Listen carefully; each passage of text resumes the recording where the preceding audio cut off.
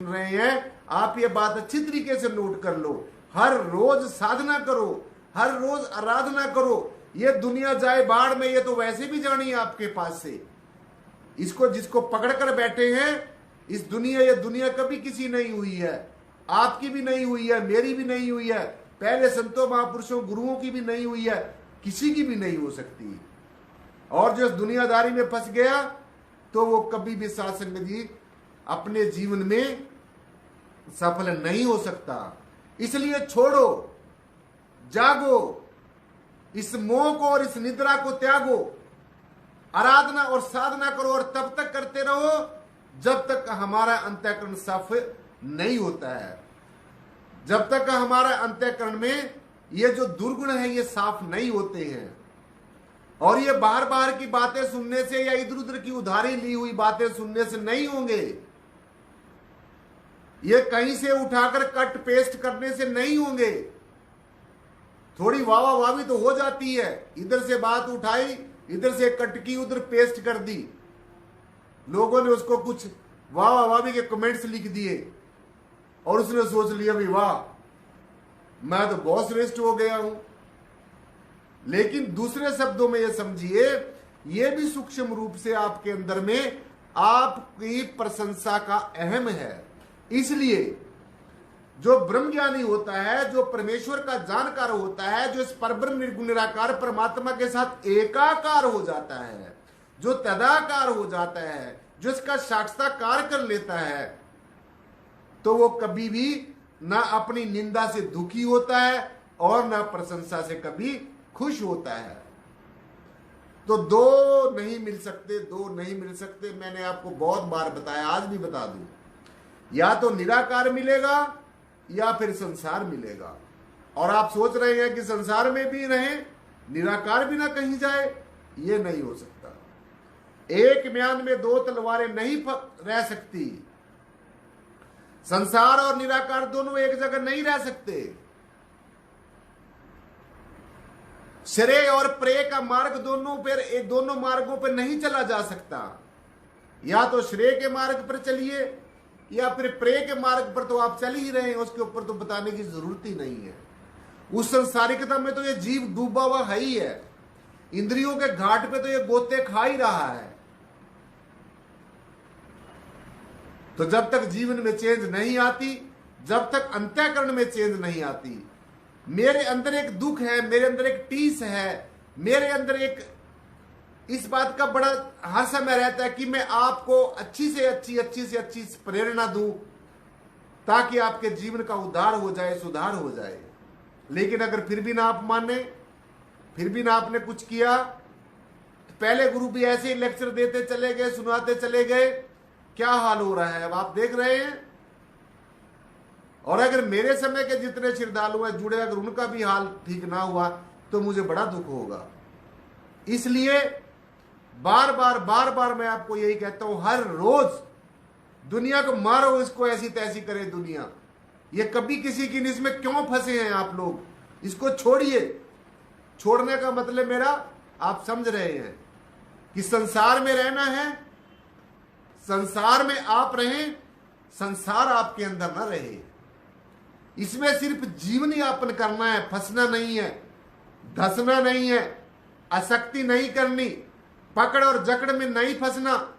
क्योंकि संसार की हर एक चीज आपको अपनी तरफ खींच रही है, इस जीव को अपनी तरफ खींच रही है। संसार का हर एक रिश्ता नाता मोह की तरफ खींच रहा है, मोह में फंसाने की कोशिश कर रहा है। अब ये आपके ऊपर निर्भर करता है कि आप मोह से कैसे बच सकते हैं, संसार की पकड़ से कैसे बच सकते हैं। ये अब आपने सोचना है, ये अब आपके ऊपर निर्भर करता है। सदगुरु तो हमेशा आपको सचेत कर रहा है, एक आपका चौकीदारा कर रहा है। आप रात को बड़े आराम से नींद सोते हैं और सदगुरु भगवान एक चौकीदार बन के आपके घरों की रखवाली करता है। आपको बिना पेमेंट का चौकीदार मिला है, बिना पेमेंट का सर्वेंट मिला है, तो कितनी अच्छी बात है। किसी रक्षा सुरक्षा वाले को रखोगे तो वो तनख्वाह भी लेगा, लेकिन सदगुरु तो निःशुल्क कुछ भी नहीं लेता। फिर भी आपकी रक्षा सुरक्षा करता है। अगर आप फिर भी ना काम करा आपने, फिर भी आप काम चोर रहे, तो फिर कोई क्या कर सकता है। इसलिए समझ जाओ, सचेत हो जाओ, दृढ़ संकल्प हो जाओ, संकल्पवान बन जाओ, तभी जाकर ये दुनिया की आसक्ति पीछा छोड़ेगी, तभी जाकर ये संसार की जो उपाधियां पीछा छोड़ेंगी, तभी जाकर ये जो नाम की रूप की जो उपाधियां ये पीछा छोड़ेंगी, और तभी जाकर श्रेय के मार्ग पर आप चल सकोगे, जो श्रेयस्कर मार्ग है, जो कल्याण का मार्ग है, जिसके ऊपर पहले लोग जो चले हैं, पहले युगों में चले हैं, उनका कल्याण हुआ है। जो इस युग में भी श्रेय के मार्ग पर जो लोग चलेंगे, उनका भी कल्याण होगा, निश्चय ही कल्याण होगा, अवश्य कल्याण होगा। ये मैं बात बड़े दावे के साथ कह सकता हूं। तो इसलिए प्रभु परमात्मा का साक्षात्कार, इस निर्गुण निराकार परमेश्वर के अंदर ठहरना, इसके अंदर स्थित होना, इसके अंदर आत्म प्रज्ञ होना, इसके अंदर स्थित प्रज्ञ होना, इसके अंदर एक निष्ठ होना, इसके अंदर ब्रह्मनिष्ठ होना, यह तभी संभव हो सकता है जब श्रेय के मार्ग पर चलोगे, जब ये ब्रह्म ज्ञान के आत्म ज्ञान के मार्ग को अपनाओगे, जब सदगुरु भगवान के आदेश और उपदेश की पालना करोगे, निश्चय ही आपका कल्याण हो। करके देखिए आप, अगर अब तक नहीं किया, आज से ही शुरू करिए, आज से इस मार्ग पर चलने के लिए शुरू करिए। सो इसलिए श्रेय के और प्रेय के मार्ग में मैंने दोनों मार्गों को आपको बहुत अच्छी तरीके से बताया है। थोड़ा थोड़ा मैं और आपको बातें बताऊं, क्योंकि समय लेट हो जाता है, आप लोग ही लेट आते हैं, मैं लेट नहीं आता। मैं 2-3 बार कट कट करके देखता रहता हूं, उसमें से फिर देखता हूं काफी समय तक कोई मुझे दिखता नहीं है, मैं फिर इसको डिलीट करता हूं, फिर दोबारा से ऑन करता हूं। तो आप लोग लेट आते हैं, इसलिए चलो आप लेट आते हैं, थोड़ा 5-10 मिनट आपको क्लास को लेट छोड़ेंगे और जो है और बात करेंगे। और आपने आज का जो मैं मार्ग आपको बता रहा हूं, आज की जो बड़ी इंपॉर्टेंट जो चर्चा है, उसको ध्यान से सुनना है। तो जो प्रेय का मार्ग है, प्रेय के मार्ग पर अज्ञानता ही अज्ञानता है, अंधकार ही अंधकार है, ना समझी ही ना समझी है, पतन ही पतन है ज्ञान के मार्ग पर चलने से। और जो जीवपना है वो बढ़ता चला जाता है, जीव के अंदर जीवपना समाप्त नहीं होता, जीवपने का आभास होता रहता है। और जो श्रेय का मार्ग है, श्रेय के मार्ग से ज्ञान मिलता है और ज्ञान से परमेश्वर का साक्षात्कार होता है, परमात्मा का अपने अंग संग होने का एहसास होता है, रियलाइजेशन होती है, my almighty God is always with me. मेरा परमपिता परमेश्वर हमेशा मेरे साथ है, कभी मेरे से जुदा नहीं होता। ये ऐसा अनुभव, ऐसा एहसास श्रेय के मार्ग पर जाकर होता है। और प्रेय के मार्ग पर आत्मा, परमात्मा और सदगुरु से कभी भी विश्वास नहीं हो सकता, उठता चला जाता है। देखा ना आपने क्लास में कितने स्टूडेंट पढ़ते थे, आज कितने रह गए हैं, कितने भाग गए। तो उनको हमारे प्रवीण तंवर जी, हमारे बहुत ही अच्छे पत्रकार महोदय हैं, वो पूछ रहे हैं आराधना और साधना के मार्ग की शुरुआत कहाँ से आरंभ होती है, कहां से आरंभ होती है। आराधना और साधना की शुरुआत, पत्रकार महोदय ध्यान से सुन लो, जो आराधना है, पहले तो ये समझो आराधना क्या होती है, फिर ये समझो साधना क्या होती है। आपने बहुत अच्छा सवाल पूछा है। पहले तो यही समझिए आराधना क्या होती है और साधना क्या होती है, और इसकी आपने पूछा शुरुआत कहां से होती है। देखिए, साधना का मतलब होता है अपने आप को साधना, just to concentrate on a very particular point, एक पॉइंट के ऊपर, एक बात के ऊपर कंसंट्रेट करना, यह है साधना। वो कोई भी बात हो सकती है। साधना का मतलब होता है अपने आप को एक बात के ऊपर, क्या कहते हैं उसको, आरूढ़ करना, अडिग करना, एक बात के ऊपर अडिग हो जाना, साधना करनी। मैंने साधना करनी है, एक बात की साधना करनी है, उस बात के ऊपर पूरा अडिग हो जाना और उसको अपने दिलो दिमाग में डालकर एक बात पर टिक जाना उस साधन के ऊपर। जैसे साधन से ही साधना बनी है। एक साधन को अपने प्रयोग में लेना, नित्य प्रति प्रयोग में लेना, उसको साधना कहते हैं। जो हमारे साधन है उनसे ही साधना बनी है, साधन से ही साधना है। किसी साधन को प्रयोग में लाना उसको साधना कहते हैं। अब आपने पूछा आराधना क्या होती है। देखिए पत्रकार महोदय प्रवीण तंवर जी,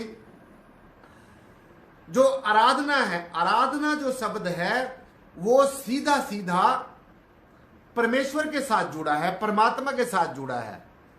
साधना तो हम किसी संसारिक चीज के लिए भी करते हैं, लेकिन जो आराधना है, आराधना हम उस बात को कहते हैं जब हम परमात्मा को पुकारते हैं, जब हम सदगुरु के आगे अरदास करते हैं, जब हम सदगुरु के आगे परोपकार की भावनाओं से ओतप्रोत होकर, जब हम परमेश्वर के आगे गुहार लगाते हैं, जब हम सर्व जन हिताय सर्व जन सुखाय के लिए अरदास करते हैं।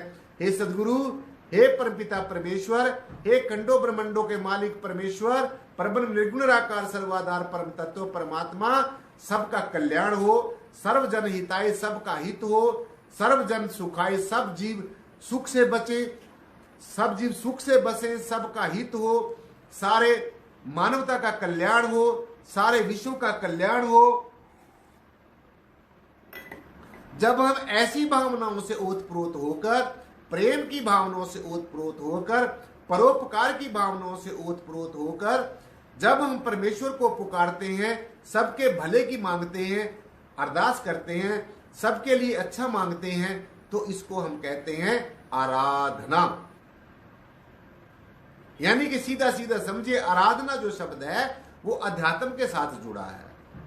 अध्यात्म में ही आराधना की जाती है, संसारिकता के लिए साधना की जाती है। तो कहने का मतलब ये, आराधना और साधना दोनों साथ साथ चलती हैं। आराधना, ये कोई और पूछ रहा है, हाँ नीरू बालाजी अपने ये हैं, क्या नाम है, कौन से, राजस्थान से, नीरू बालाजी राजस्थान से, वो भी कुछ कह रहे हैं, मेरे ख्याल में पढ़ा नहीं जा रहा। सो इसलिए साथ संगत जी, और किसी का कोई सवाल हो तो बताओ। तो आज की मैं जो श्रेय के और प्रेय के मार्ग में, तो मैं पत्रकार महोदय जी आपको बताना चाहता हूं, जो आराधना है वो सीधी की सीधी श्रेय के मार्ग के साथ जुड़ी हुई है। आराधना जो है वो श्रेय के मार्ग के साथ जुड़ी, और श्रेय का मार्ग परमेश्वर की तरफ ले जाता है, उत्थान की तरफ ले जाता है, जीवन के कल्याण की तरफ ले जाता है, जीवन के उद्धार और सुधार की तरफ ले जाता है। तो यह श्रेय का मार्ग है। और जब माया की उपाधि समाप्त होती है, जब त्रिगुणात्मक जो माया है, जो रजोगुण सतोगुण और तमोगुण की जो माया है, ये जो माया की उपाधि है, जो नाम की उपाधि है, जो रूप की उपाधि है, तो जब ये उपाधि समाप्त होती है तो अज्ञान भी इसके साथ साथ में समाप्त हो जाता है। और जब श्रेय के मार्ग पर चलता है जीव, तो उसको ज्ञान की प्राप्ति हो जाती है,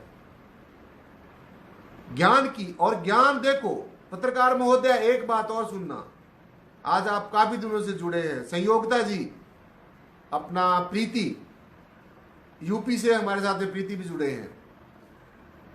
तो स्पेशली मैं आपके लिए कह रहा हूं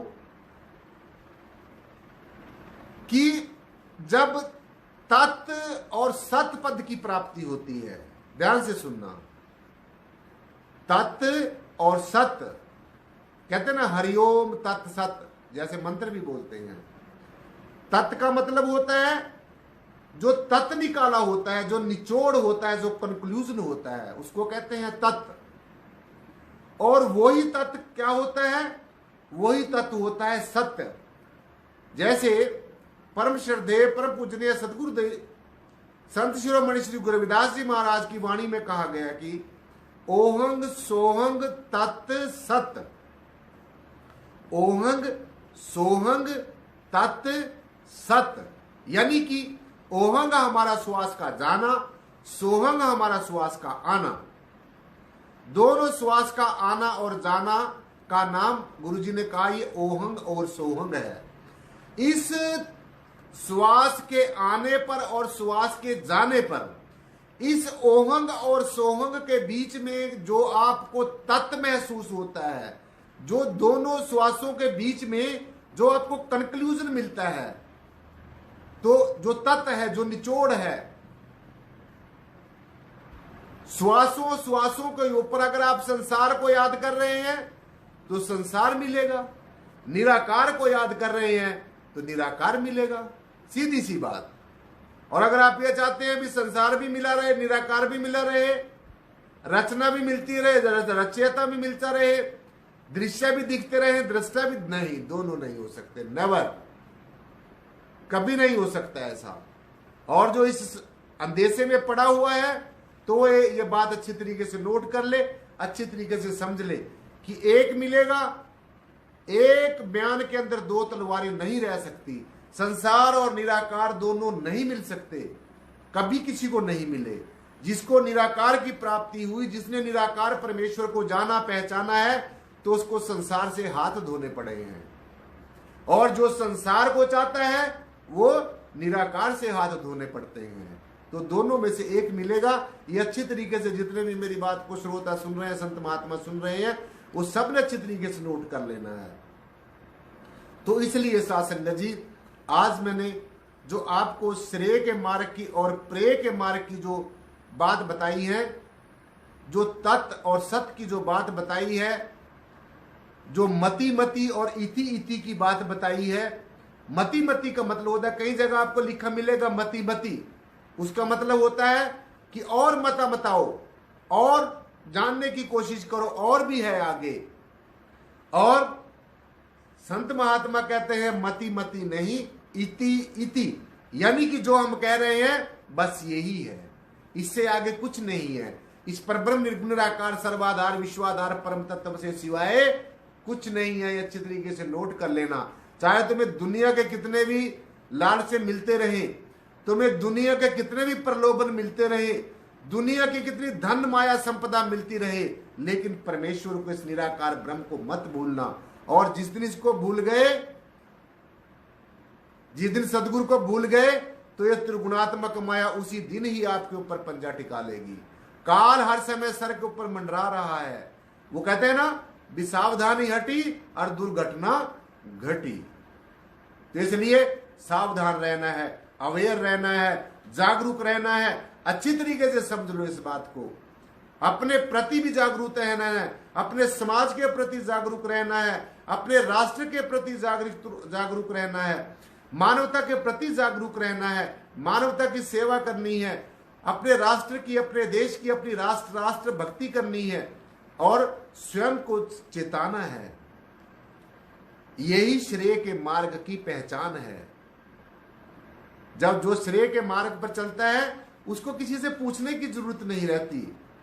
उसको परमेश्वर, भगवान जी ने कहा कि अर्जुन जो मुझे समर्पित हो जाता है, मैंने अपने सदगुरु भगवान के प्रति उनके आगे सरेंडर कर दिया, हाथ खड़े कर दिए, सदगुरु मैं जैसा भी हूं मैं तेरा हूं, मैं तेरी शरण में हूं।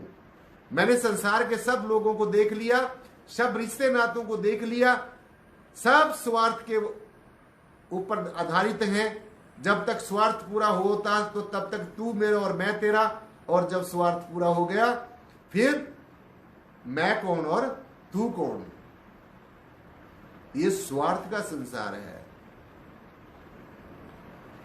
सो इसलिए जब सदगुरु की शरण में साध संगत जी जीव आ जाता है तो सदगुरु उसके ऊपर निश्चय ही मेहरबान होता है, उसका कल्याण की बातें सोचता है, उसको श्रेय के मार्ग पर ले जाता है। तो भगवान जी ने कहा अर्जुन, जो मुझे समर्पित हो जाता है, जो मन से वचन से कर्म से मेरी शरण में आ जाता है,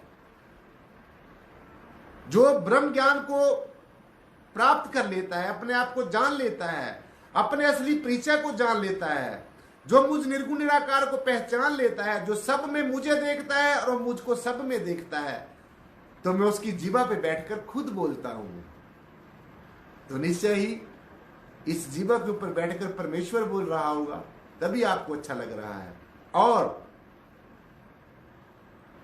फिर यह भी कहा है, और जो मेरी चर्चा को, भगवत चर्चा को, हरि चर्चा को, इस सत्संग को, इस ब्रह्म ज्ञान की चर्चा को जो बड़ी तवज्जो से सुनता है, मन से वचन से कर्म से एकाग्रता से और समग्रता से सुनता है, हे अर्जुन, मैं उसके कानों पर बैठकर खुद सुनता हूं। तो निश्चय ही परमेश्वर, ये परब्रह्म निर्गुण निराकार सर्वाधार विश्वाधार परम तत्व आपके कानों पे के ऊपर बैठ करके भी खुद सुन रहा होगा, आपको आनंद आ रहा होगा।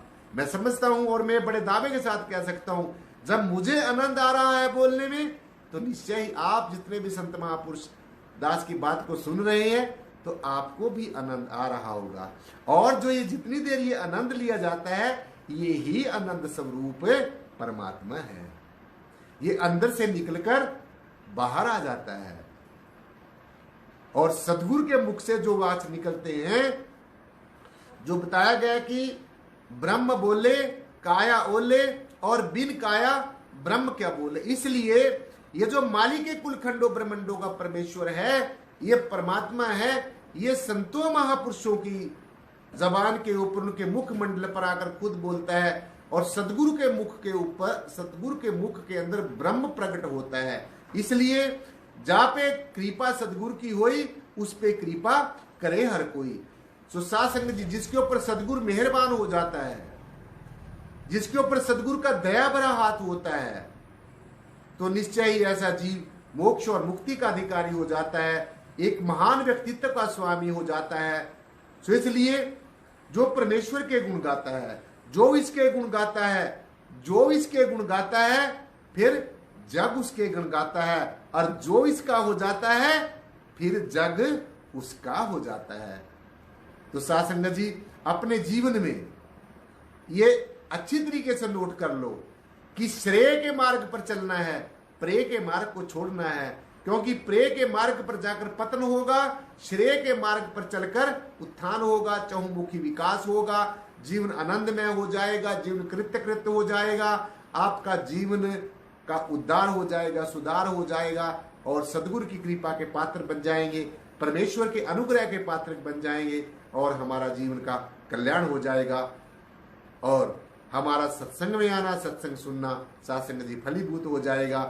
तो आज की जो मैंने आपके सामने जो बेनती रखी, जो वचन रखे, मैं समझता हूं, मैं पूरा जोर लगा देता हूं, पूरा दिलो दिमाग आपके आगे रख के निकाल कर रख देता हूं कि मेरी क्लास में पढ़ने वाले जितने भी स्टूडेंट्स हैं, मेरे जितने भी अनुयायी हैं, जो मुझे प्यार की दृष्टि से देखते हैं, प्रेम करते हैं, तो उनका सबका कल्याण हो। और हमेशा सदगुरु भगवान के पावन श्री चरणों में मैं यही अरदास करता हूँ, ये सदगुरु, जो भी तेरी दृष्टि के सामने आ जाते हैं, उन सब का कल्याण हो, वो सब अच्छे से अच्छे बन जाएं, और उनके दिलो दिमाग साफ हो जाएं, उनके अंदर दया धर्म आ जाए, उनके अंदर अच्छी अच्छी भावनाएं आ जाएं, ईर्ष्या द्वेष आत्मग्लानि ये सब खत्म हो जाए।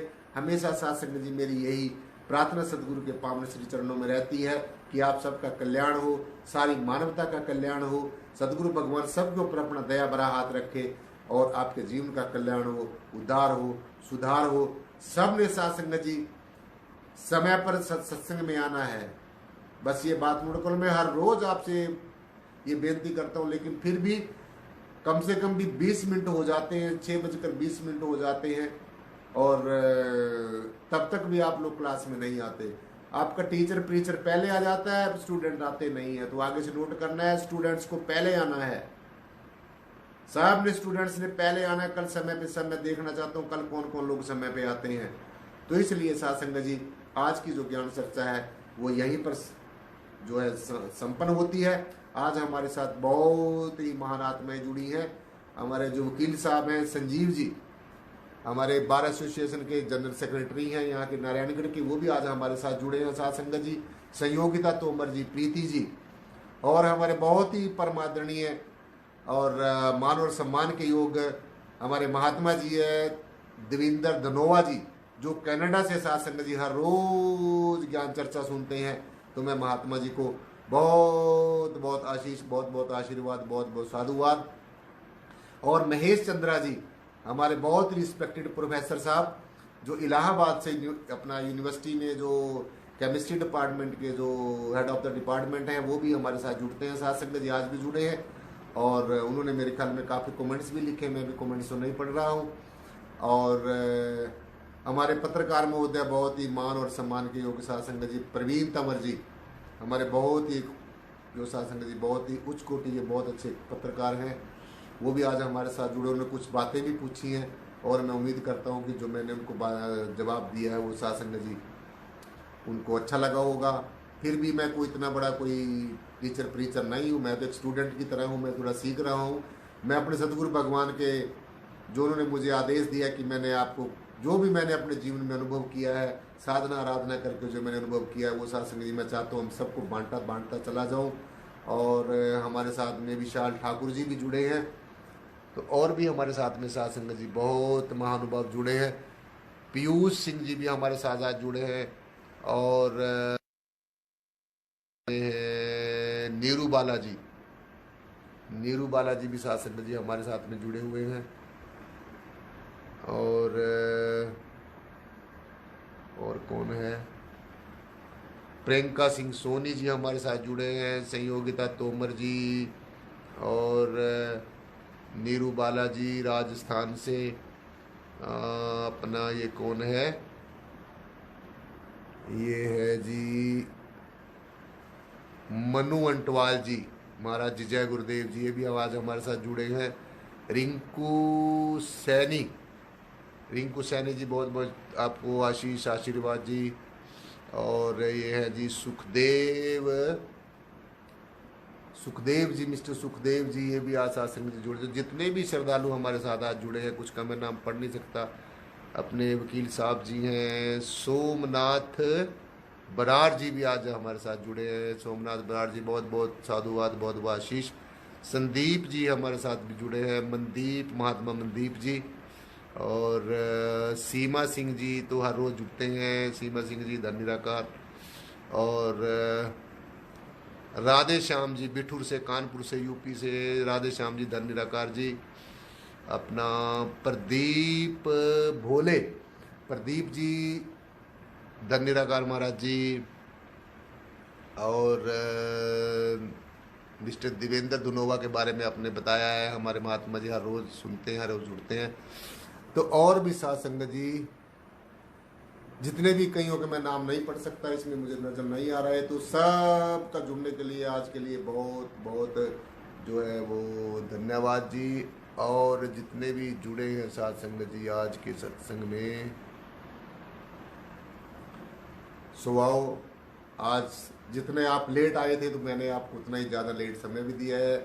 अब 20 मिनट आप लेट आए थे और 20 मिनट ही मैंने आपको ज़्यादा समय दिया है, तो बहुत समय हो गया है। तो आज की ज्ञान चर्चा मुझे बहुत सुनाने में आपको बहुत अच्छा लगा, बहुत आनंद आया। तो मुझे उम्मीद है कि जितने भी मेरे दर्शक मुझे देख रहे हैं, सुन रहे हैं, तो सबको आनंद आया होगा। और आज की ज्ञान चर्चा घर जाकर एक बार फिर सुननी है, आपको बहुत अच्छा लगेगा और इसके ऊपर पूरा जीवन में चलने की कोशिश करनी है।